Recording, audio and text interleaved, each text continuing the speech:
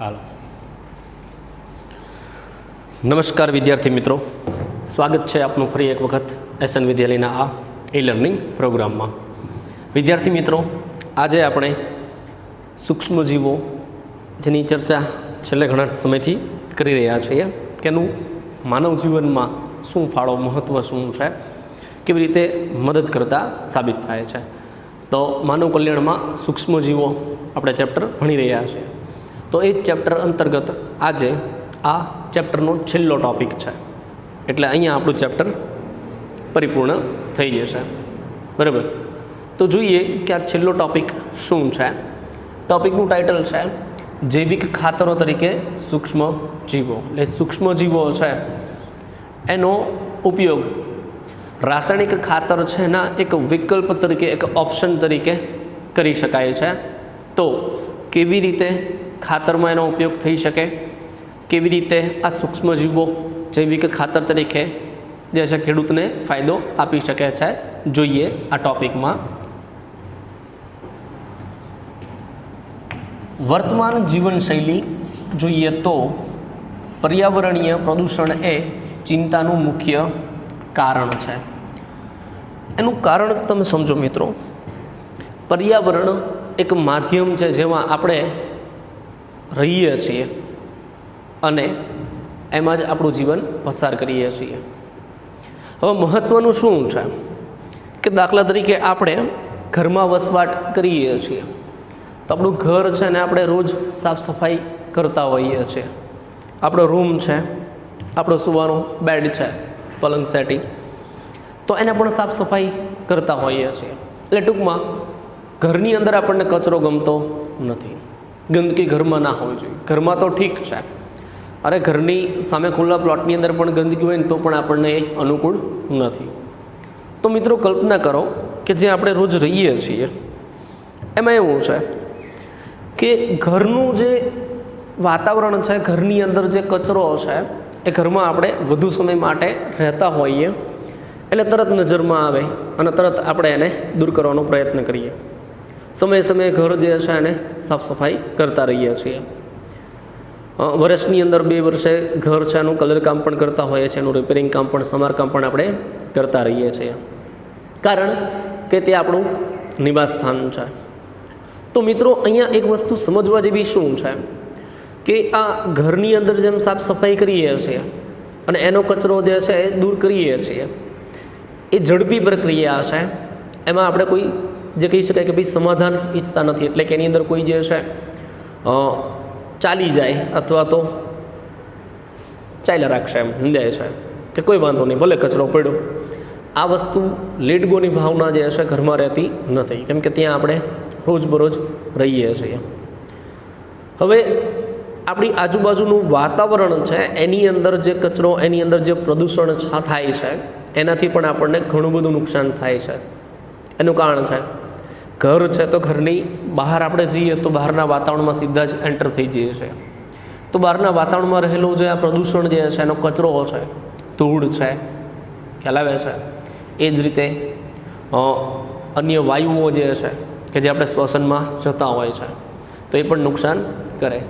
તો આ બધું પ્રદૂષણ છે ક્યાંક ને ક્યાંક આપણને નુકસાન કરતું હોય છે. પણ એમાં થાય કેવું કે ભાઈ ઘરની વાત હોય તો એ આપણા અંદર, એટલે કહી શકાય આપણા હસ્તગત આવે કે એમાં ત્વરિત નિર્ણય લઈ શકાય. પણ આખા સિટીને સાફ કરવું હોય તો એ આપણા એકથી થતું નથી. તો એ વસ્તુ કેવી રીતે નૈતિક ફરજમાં આવી જશે, જાહેર વસ્તુ થઈ ગઈ. અને જે જાહેર વસ્તુ થઈને એમાં આપણે શું આ વસ્તુ સામી આવે એમ કે મારે ક્યાં એકનું છે, બધા માટે પ્રશ્ન છે ને, ખ્યાલ આવે છે. રોજ આપણે જે રસ્તેથી પસાર થઈએ, રસ્તામાં બધું ખાડા છે, એ રસ્તામાં ગંદકી છે, એ રસ્તામાંથી ધૂળ ઉડે છે, રોજ આપણે એમાંથી હેરાન થઈએ છીએ. છતાં પણ આપણે એક જાગૃત નાગરિક તરીકે જે છે, બરાબર, એની કોઈ કહી શકાય કે ભાઈ કાયદેસરની જે છે એ કાર્યવાહી થાય એના માટે એના ફોટા પાડવા, એ જે છે એનો વિડીયો ઉતારવો, એના વિશે એક અરજી જે છે એ વ્યવસ્થિત લખી અને જે કંઈ આપણું વહીવટી વિભાગ જે છે, બરાબર, ખાતાકીય માહિતી, તો એ બધી બાબત જે છે એમાં લીગલાઇઝેશન પ્રોસેસ કરવી, એમાં આપણે ઊંડા પડતા નથી. કેમ? કારણ કે આપણે શું, આપણે તો બસ આપણું વાહન લઈને નીકળી જવું છે ને, ખ્યાલ આવે છે. તો આમ કહેવાનો મતલબ શું, એ જાહેર વસ્તુ થઈ અને જાહેર વસ્તુમાં થતી આ ફેરફાર છે એમાં ત્વરિત આપણી નજર પહોંચતી નથી કે આપણે એને ધ્યાનમાં નથી લેતા. પણ એ જ્યારે જે છે એક ઉગ્ર સ્વરૂપ ધારણ કરે ને મોટું, ત્યારે લોકો જે છે એનાથી ચિંતિત બનતા જોવા મળે છે. તો આ પર્યાવરણીય પ્રદૂષણ છે ને એ આજે વિશ્વ લેવલે બહુ મોટો પ્રશ્ન છે. એનું કારણ કહું, ચિંતાનો વિષય છે. માત્ર ને માત્ર મિત્રો એક વસ્તુ વિચારો કે થતું શું, પહેલાંના સમયની અંદર જે છે ટીવી છે, એસી જે છે ફ્રીજ છે, આ બધી ઇલેક્ટ્રોનિક્સ વસ્તુઓ છે એની અંદર જે કમ્પ્રેસર મશીન છે કે પછી એની અંદર જે આધુનિક ઇલેક્ટ્રોનિક સાધનો વપરાતા હોય તો એમાંથી ક્યાંક ને ક્યાંક એવા ઇન્સ્ટ્રુમેન્ટ હોય કે જે અમુક વાયુઓ છે એને વાતાવરણમાં મુક્ત કરે. અને આ જે છે વાતાવરણની અંદર એ વાયુ શું કરે છે તો કે વાતાવરણની અંદર તાપમાન ઊંચું લઈ જવા માટે જવાબદાર છે ક્યાંક ને ક્યાંક. હવે શરૂઆતના તબક્કે જે છે મિત્રો એ લગભગ કહીએ તો લોકોને ખ્યાલ હોય ને તો પણ એવું થાય કે મારા એકના ઉપયોગ કરવાથી શું ફેર પડે. ખ્યાલ આવે છે કે ભાઈ એક ઘરની અંદર એસી લગાવેલું છે એમાંથી કોઈ વાયુ મુક્ત થાય છે તો એકમાં શું ફેર પડે. પણ ધીમે ધીમે એનો ઉપયોગ વધતો ગયો અને ઘર દીઠ જે છે ફ્રીજ છે, એસી છે, એનો ઉપયોગ થતો ગયો અને ધીમે ધીમે એનું પરિણામ ક્યાંક એવું આવી ગયું કે જે વૈશ્વિક તાપમાન છે એમાં વધારો થતો જોવા મળે છે. ધ્રુવ પ્રદેશ છે એનો બરફ ધીમે ઓગળતો જોવા મળે છે. દરિયો જે છે એની કિનારી જે છે એના વિસ્તાર છે એ ધીમે વધવા માંડે છે. તો આ બધાનું પાછળનું કારણ શું છે? એ શરૂઆત. એટલે ક્યાંક એવી ખોટી શરૂઆત છે મિત્રો એ બહુ ખરાબ અંત સુધી લઈ જતા હોય છે. તો આજના સમયમાં જોઈએ તો દર વર્ષે તાપમાન છે વધુ ઊંચું જતું જાય છે. ઉનાળામાં તાપમાન જોઈએ તો એ જે છે ગરમી જે છે એનો પારો જે છે આગળ વધતો જ જાય છે, જે આપણે સહન નથી કરી શકતા. પહેલાં પણ હતું જ તાપમાન, સમજો પહેલાં પણ ગરમી હતી, પણ એ ગરમી સહન થાય એવી હતી અને હવેની ગરમી જે છે સહન થતી નથી. હવે જ્યારે બધાને સહન નથી થતી ત્યારે એ વૈશ્વિક સમસ્યા બની ગઈ અને આજે જે છે આખા વિશ્વની અંદર જે કહી શકાય કે તાપમાનમાં વધારો વૈશ્વિક સમસ્યા સ્વરૂપે આપણે એને લઈએ છીએ. તો કહેવાનો મતલબ શું મારો કે જ્યારે આ બાબત જે છે એક મોટું રુદ્ર સ્વરૂપ ધારણ કરે ને ત્યારે જ લોકો જે છે એની તરફ ધ્યાન આકર્ષિત થાય છે. ત્યાં સુધી તો ચાલ્યા કરે છે, બરાબર, આવું હોય છે. પણ એમાં એજ્યુકેશનની અંદર આવા ટૉપિક આવે તો એ ભણી અને આપણને ખબર પડે તો આપણી એક જાગૃત નાગરિક તરીકેની એક નૈતિક ફરજ બને કે આપણે એવા અમુક સ્ટેપ્સ જે છે એ જરૂરથી લેવા જોઈએ. કારણ ટીપે જ સરોવર ભરાતું હોય છે. શરૂઆતમાં એવું થાય કે આપણે એકથી કરવાથી શું થાય, પણ આપણામાં તો સુધારો લાવીએ ને તો આપણું જોઈને બીજા 2 શીખે અને બીજા 2 છે અને જોઈને બીજા કદાચ 4 શીખશે. તો આ ધીમે આગળ વધશે, સુધારો આવશે એક દિવસ. પણ કમસે કમ જે છે સુધારો આવે કે ના આવે પણ કોઈ વસ્તુ વાતાવરણની છે, પર્યાવરણની છે, એને ખરાબ કરવામાં હું ભાગીદાર ના બનું. જો આવો સંકલ્પ બધા વ્યક્તિઓ લઈ લે ને તો વાતાવરણમાં પ્રદૂષણ ફેલાય જ નહીં. ખ્યાલ આવે છે? તો આ બાબત જે છે શું છે તો પર્યાવરણ જે છે એમાં સૌથી મોટી શું ચિંતા છે તો કે પર્યાવરણીય પ્રદૂષણ એ ચિંતાનું મુખ્ય કારણ છે. હાલની જીવનશૈલી છે એમાં કૃષિ ઉત્પાદનોની વધતી માંગને પહોંચી વળવા માટે રાસાયણિક ખાતરો છે એનો વધુ પડતો ઉપયોગ એ પ્રદૂષણ સર્જવા માટેનું અગત્યનું કારણ છે. આ રાસાયણિક ખાતર જે છે એનો વધુને વધુ ઉપયોગ જે થઈ રહ્યો છે એ પ્રદૂષણના નિર્માણ માટે એક કારણભૂત પગલું અથવા તો સ્ટેપ કહી શકાય છે. હવે શું કીધું કે એની પાછળનું કારણ શું એનો વધતો ઉપયોગ? કારણ કે કૃષિ ઉત્પાદન જે છે ને એની માંગ જે છે ને એ ખૂબ વધી રહી છે. આજે કદાચ તમને ખ્યાલ હોય તો પરિસ્થિતિ અત્યારે હાલની એવી છે કે શાકભાજી જે છે એ બીજા દેશમાંથી આપણે મંગાવવા પડે છે. શા માટે આવું? ખેતી પ્રધાન દેશ છે ને છતાં પણ બહારથી વસ્તુઓ મંગાવવી પડે. એની પાછળનું કંઈક તો કારણ હોવું જોઈએ ને. ખ્યાલ આવે છે? તો કહેવાનો મતલબ શું કે ડિમાન્ડ, રિક્વાયરમેન્ટ વધતી જાય છે, ધીમે માંગ જે છે વધતી જાય એને સંતોષવા માટે ને પહોંચી વળવા માટે ખેડૂતો શું કરે? રાસાયણિક ખાતર જે છે એનો વધુ ઉપયોગ કરે અને આ રાસાયણિક ખાતર જે છે શું થાય છે તો કે પ્રદૂષણ માટે એક અગત્યનું કારણ છે. પરંતુ હવે આપણને સમજાઈ ગયું છે કે રાસાયણિક ખાતરના વધુ પડતા ઉપયોગથી ઘણી સમસ્યાઓ સર્જાઈ શકે છે. ધીમે ધીમે અવેરનેસ, જાગૃતિ આવતી ગઈ અને ખ્યાલ આવતો જાય છે. હજી 100% ના કહેવાય પણ મોટાભાગે લોકોને હવે એવી ખબર પડતી જાય છે કે ભાઈ આ રાસાયણિક ખાતરનો ઉપયોગ જેમ વધે એમ સમસ્યાઓ વધતી જાય છે, બરાબર. તો એની ઉપર કંટ્રોલ કેવી રીતે લાવવો અથવા તો એનો વિકલ્પ શું હોઈ શકે? તો જેના પરિણામે કાર્બનિક ખેતી એટલે કે ઓર્ગેનિક ફાર્મ જે છે એની શરૂઆત કરવા અને જૈવિક ખાતર જે છે, જૈવિક ખાતર, રાસાયણિક ખાતરની જગ્યાએ જૈવિક ખાતર એટલે કે આધુનિક ખેતી ખરી, પણ આધુનિક ખેતીમાં પદ્ધતિ કેવી તો કે કુદરતી ઓર્ગેનિક કાર્બનિક પદ્ધતિ જે છે એ પ્રમાણે ખેતી કરવી અને એ ખેતી માટે જૈવિક ખાતર છે એનો ઉપયોગ વધારવા દબાણ વધી રહ્યું છે. વધુને વધુ જે છે એનો ઉપયોગ થાય એવો એક પ્રયત્ન થઈ રહ્યો છે. જૈવિક ખાતરો એવા સજીવો છે જે જમીનને એટલે કે ભૂમિને પોષકોથી સમૃદ્ધ બનાવે છે. એ ખાતર શું કરે છે તો કે જૈવિક ખાતર જે છે એ જમીન જે છે એને પોષક તત્વો જે છે એનાથી સમૃદ્ધ બનાવે છે, એમાં પોષક તત્વોનું પ્રમાણ વધારે છે.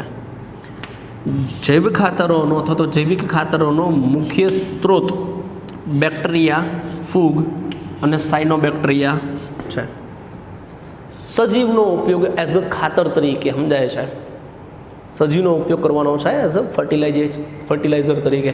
તો અહીંયા જે છે એ ખાતર તરીકે આ સજીવનો ઉપયોગ એટલે કયા તો કે બેક્ટેરિયા છે, ફૂગ છે, સાયનોબેક્ટેરિયા એ શું છે તો કે સૂક્ષ્મજીવ. શું છે? સૂક્ષ્મ જીવ. બરાબર, સૂક્ષ્મજીવો. તો આ સૂક્ષ્મજીવનો ઉપયોગ કરવાનો છે. તો આપણું ચેપ્ટર છે માનવ કલ્યાણમાં સૂક્ષ્મજીવો. એ સૂક્ષ્મજીવ છે એનો ઉપયોગ થઈ રહ્યો છે.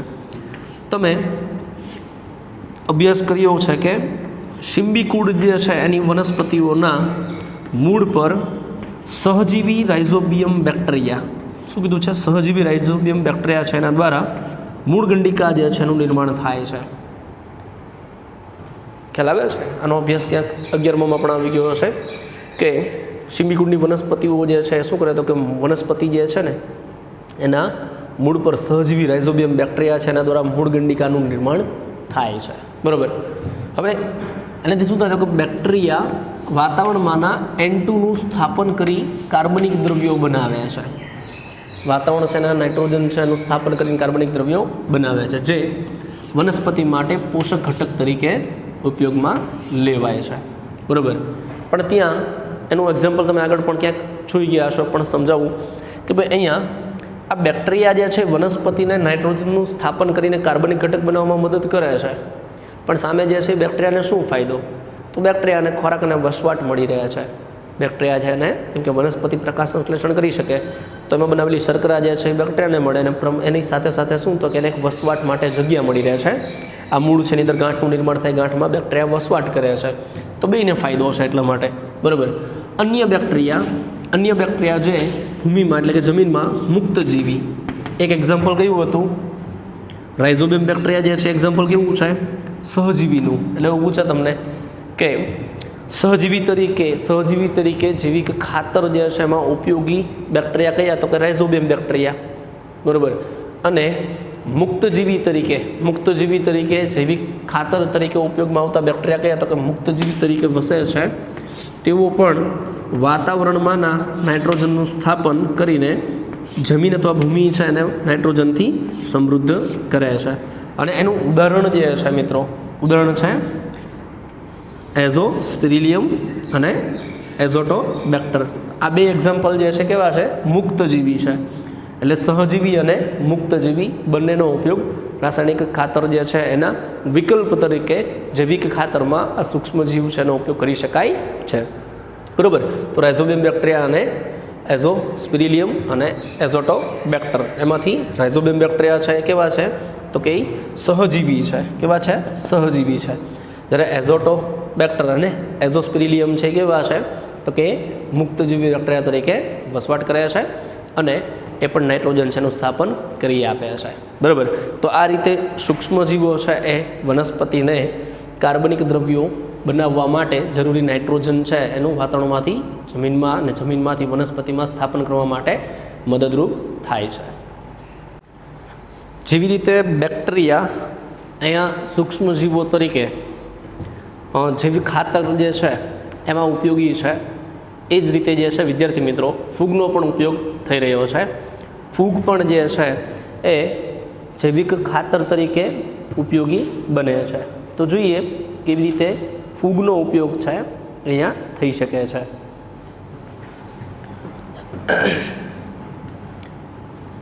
ફૂગ પણ વનસ્પતિ સાથેનું સહજીવન રચવા માટે જાણીતી છે. એનું ઉદાહરણ છે માઇકોરાઇઝા. ગ્લોમસ પ્રકારની અથવા તો ગ્લોમસ પ્રજાતિ જે છે એની ઘણી ફૂગ માઇકોરાઇઝા એટલે કે કવક મૂળ રચે છે, જેમાં ફૂગ સહજીવી તરીકે ભૂમિમાંથી એટલે કે જમીનમાંથી ફોસ્ફરસનું શોષણ કરે છે અને વનસ્પતિને એ ફોસ્ફરસ પૂરો પાડે છે. પણ તો એના બદલામાં આ ફૂગને શું મળતું હશે? વિદ્યાર્થી મિત્રો, આ જે કવક તંતુની વાત કરે છે એ ફૂગનું બહુ જ જાણીતું ઉદાહરણ છે માઇકોરાઇઝા જે છે. હવે એમાં કેવું હોય કે ફૂગ છે તંતુમય હોય, તો ખાસ કરીને એવી વનસ્પતિ કે જેના મૂળતંત્ર જે છે ખૂબ વિકસિત ના હોય, અલ્પજીવી હોય અથવા નબળું હોય, તો આવા જે કે વનસ્પતિ છે એના મૂળ જે છે મૂળની આજુબાજુમાં આ ફૂગ જે છે એ શું કરે? કવક તંતુ રચે, એના તંતુની ઝાડ રચે. એ ઝાડ છે એ મૂળરોમ જેવું કામ કરે, જે જમીનમાંથી ભેજ સ્વરૂપે પાણી અને ફોસ્ફરસ જે પોષક તત્વ છે એને શોષણ કરે. શોષણ તો કરે છે પણ એ વનસ્પતિને પૂરા પાડે છે. ચલો સમજી લીધું વનસ્પતિને ફાયદો. પણ ફૂગને શું ફાયદો? ફૂગ જે છે વિદ્યાર્થી મિત્રો એ હરિતદ્રવ્ય ધરાવતી નથી, એની પાસે ક્લોરોફિલ નથી. હવે ક્લોરોફિલના અભાવે ફૂગ જે છે એ પ્રકાશ સંશ્લેષણ ના કરી શકે, તો ફૂગના ખોરાકનું શું? તો આમ વનસ્પતિ દ્વારા પ્રકાશ સંશ્લેષણની પ્રક્રિયા જે થાય છે એ પ્રક્રિયા દ્વારા જે ખોરાક બને છે એ ખોરાક એ ફૂગને મળી રહે છે. તો આમ બેને પારસ્પરિક ફાયદો થતાં એ સહજીવી જે છે એનું એક્ઝામ્પલમાં લઈ શકાય છે. બરાબર. તો આમ જે છે ફૂગ જે છે એને ખોરાક મળી રહે છે, વસવાટ મળે છે, અને એના બદલામાં વનસ્પતિ છે ને ફોસ્ફરસ અને ભેજ સ્વરૂપે પાણી જે છે પૂરા પડી રહે છે. આવું સંકલન ધરાવતી વનસ્પતિઓને અન્ય લાભ પણ મળે છે, જેમ કે મૂળમાં રોગ પ્રેરતા રોગકારકો સામે પ્રતિકારકતા. એક તો એને આ જે સંકલન છે એના કારણે એક પ્રતિકારકતા જે છે એ ડેવલપ થતી હોય છે. ક્ષાર અને શુષ્કતા સામે ટકી રહેવાની ક્ષમતા પણ પ્રાપ્ત થાય છે, એ પણ લાભ મળે છે. તેમજ વનસ્પતિની સર્વાંગી વૃદ્ધિ અને વિકાસ જે છે એ પ્રેરવો એ પણ એને લાભ થતો હોય છે. બરાબર. તો આમ જે છે એ પોષક તત્વ અને ભેજ સ્વરૂપે પાણી તો વનસ્પતિને મળે છે. આ ફૂગનો ઉપયોગ જે છે કરવાથી પણ સાથે સાથે એની રોગ પ્રતિકારકતા જે છે એમાં પણ ફાયદો થાય છે, વધે છે. ક્ષાર સામે ટકી રહેવા માટે શુષ્કતા છે એની સામે ટકી રહેવાની જે છે એક ક્ષમતા પ્રાપ્ત થાય છે, અને એનો સર્વાંગી વૃદ્ધિ વિકાસ જે છે પણ યોગ્ય રીતે થતો જોવા મળે છે. એનાથી આગળ વધીએ તો સાયનોબેક્ટેરિયા સ્વપોષી સૂક્ષ્મજીવો છે. શું કીધું? સાયનોબેક્ટેરિયા કેવા છે? સ્વપોષી, સ્વયંપોષી છે ટૂંકમાં. એટલે પોતાનો ખોરાક પોતાની જાતે બનાવી શકે તેવા છે, એટલે કે એ પ્રકાશ સંશ્લેષી બેક્ટેરિયા તરીકે લઈ શકીએ છીએ.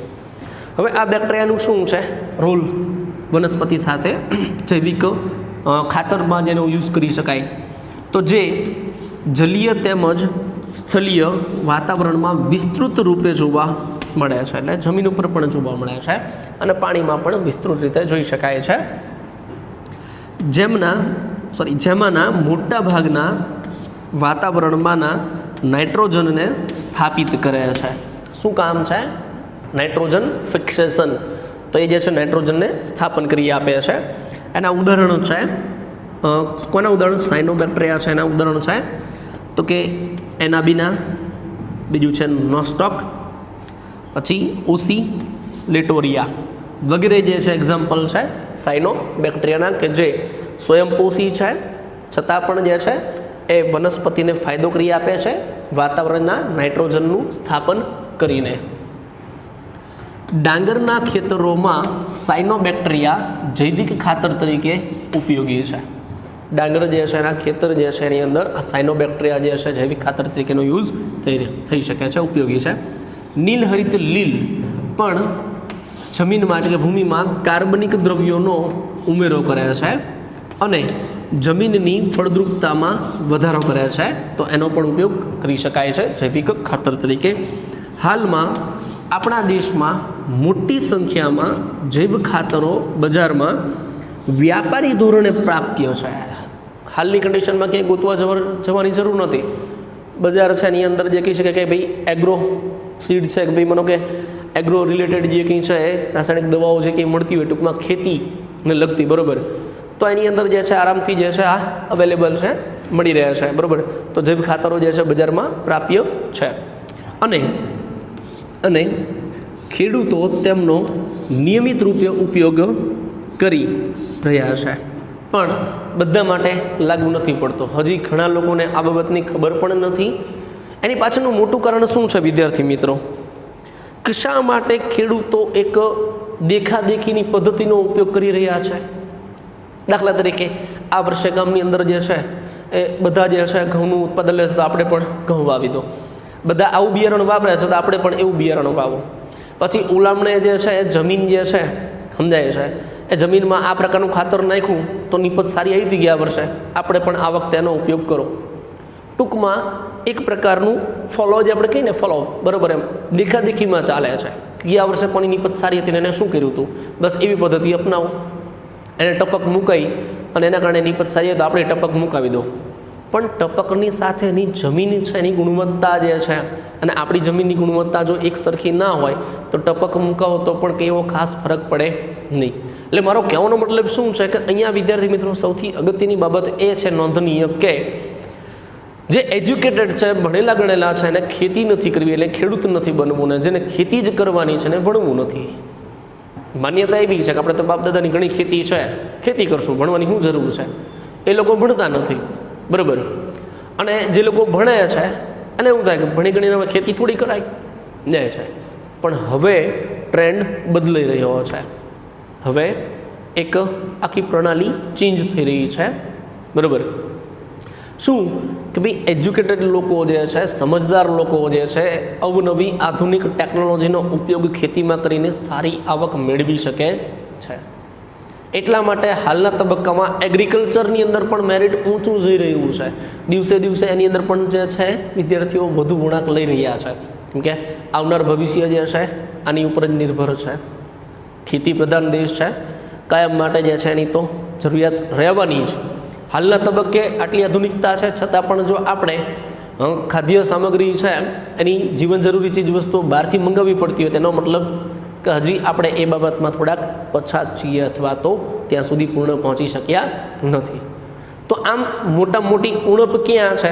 મેં કીધું ત્યાં કે જેને ખેતી કરવી છે એને ભણવું નથી, અને જેને ભણેલા છે એને ખેતી નથી કરવી. હવે જો ખેતી કરનાર એ ખેડૂત જે છે, એનો દીકરો જે છે એ એવું વિચારે કે મારે ખેતી જ કરવાની છે, પણ ભણેલ ગણેલ ખેડૂત બનવું છે, તો એને ક્યારેય વાંધો આવે નહીં. ખ્યાલ આવે છે?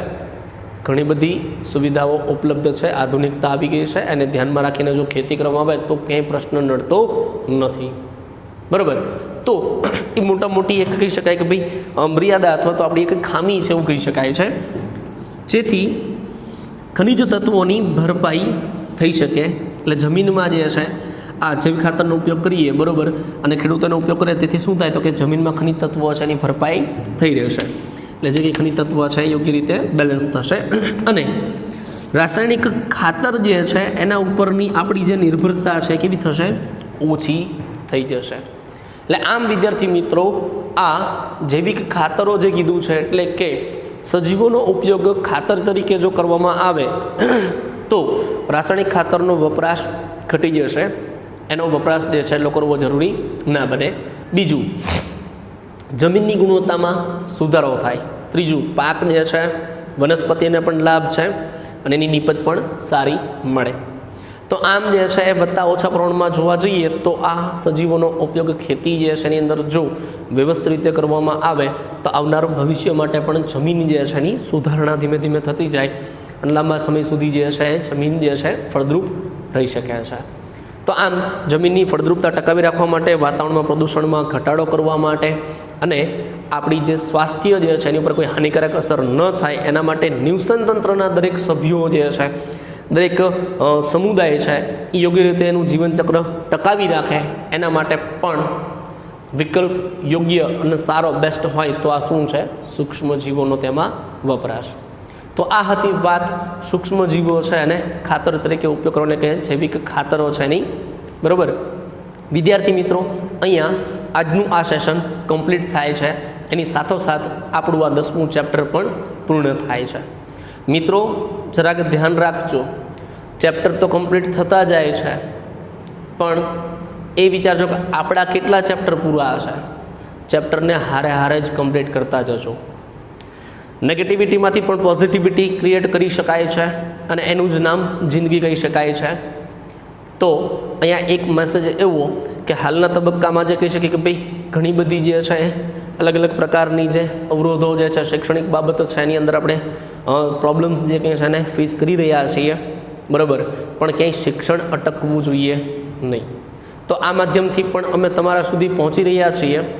તો એનો સદુપયોગ જે છે એનો બેસ્ટ પોઝિટિવ પાર્ટ લઈએ એમાંથી પોઝિટિવિટી.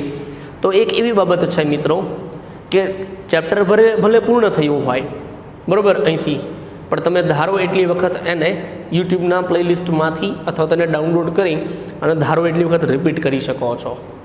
એનો મતલબ તમે સમજો કે ક્લાસની અંદર તમે બેઠા હોય તમે કહો સાહેબ આખું ચેપ્ટર ફરીવાર ભણાવો, તો કદાચ એ મે બી પોસિબલ ના બને. સમયની સતર્કતા જે છે, સમય જે છે એની મર્યાદા પ્રમાણે. પણ હાલના તબક્કામાં તમે ધારો એટલી વખત અમને નચાવી શકો છો. ખ્યાલ આવે છે? તમે ધારો એટલી વખત રિપીટ એન્ડ રિપીટ કરી શકો છો. સાહેબ ફરીવાર હજી રિપીટ ધારો એટલી વાર ચેપ્ટરને રિપીટ કરી શકો છો. તો આ બધા ચેપ્ટર છે અને એક આની પાછળનો આશય તમે સમજો, હેતુ કે કમસે કમ હાલના તબક્કે જે કંઈ ચેપ્ટર થઈ રહ્યા છે એ આપણે લાઇન ટુ લાઇન જઈ રહ્યા છીએ. અને એનસીઈઆરટીની બાયોલોજીની બુક માટે આપણે કહીએ ને મિત્રો, નીટ માટે, તો એનસીઈઆરટીની બુક જે છે ને ભગવદ્ ગીતા સમાન છે. તો લાઇન ટુ લાઇન અત્યારે એ તો કમ્પ્લીટ કરી દો. પછીનો જે સમય છે એમાં આપણે હજી ઘણું બધું લડવાનું બાકી છે. હજી તો કહી શકાય કે આપણે કંઈ એવી ખાસ જે કહી શકાય સમજાય છે એ યુદ્ધના ધોરણે તો કંઈ વસ્તુ એવી કરી જ નથી ને. એના માટે સમય છે, સમય આવવા દો. ખ્યાલ આવે છે? બીજ રોપ્યું હોય અને તરત ફળની ઈચ્છા ના રખાય, પણ એક સમય એવો આવશે કે બીજ છે એમાંથી એક વૃક્ષ ઊભું હોય અને વૃક્ષ જે છે એની અંદર સારા એવા ફળ પણ હોય. બરાબર, પણ એનો યોગ્ય સમય હોય. તો સમયની રાહ જોવી. ખ્યાલ આવે છે? તો માત્ર ને માત્ર રિક્વેસ્ટ એટલી છે કે જોડે જોડે કરતા રહેજો. મારો શક્ય તો જે કહી શકાય કે પ્રયત્ન એવો છે કે line to line text book તૈયાર તમારી થતી જાય અને સાથે સાથે જે છે હોમવર્ક છે એને પણ હું જે છે એવા ફોર્મેટમાં આપી રહ્યો છું તમને કે પણ પ્રશ્નોના સ્વરૂપમાં છે, જેથી કરીને એક્ઝામની અંદર જે છે તમારે અત્યારે હોમવર્કમાં પણ જોડે જોડે તૈયારી થતી જાય અને જે પેપર જે છે એ પણ એ જ ફોર્મેટમાં આવે. તો આપણી એક્ઝામ પેટર્ન જે છે જે માર્કિંગ સિસ્ટમ પ્રમાણે, તો એવા જ કંઈક ફોર્મેટમાં તમને હું પ્રશ્નો જે છે એના સ્વરૂપમાં જે છે હોમવર્ક આપી રહ્યો છું. માત્ર ટોપિક તૈયાર કરવા નથી આપી રહ્યો, જેથી કરીને આપણી એક્ઝામ માટેની પણ તૈયારી થતી રહે. પણ શક્યતા જે છે ચેપ્ટર કમ્પ્લીટ થાય, એના સ્વાધ્યાયના જે કંઈ છે પ્રશ્ન કમ્પ્લીટ કરી દો અને મેક્ઝિમમ બને એટલા MCQ પણ સોલ્વ કરવાનું રાખો, જેથી કરીને પાછળનું પણ કામ આપણું ઇઝી બની રહે. તો મળીએ વિદ્યાર્થી મિત્રો આવતા સેશનમાં એક નવા ચેપ્ટરના નવા ટોપિક સાથે. ત્યાં સુધી આવજો અને ખાસ વાંચતા રહેજો.